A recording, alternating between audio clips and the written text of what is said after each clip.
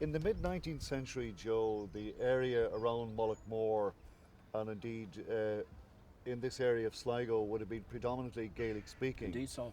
The immigrants who were sent out from Palmerston's estates to Quebec initially and other parts of North America, they would have been predominantly Gaelic speakers, and their transition would have been from Gaelic to French in the case of those who settled in the Gaspé Peninsula, for example. Yes. That's indeed true.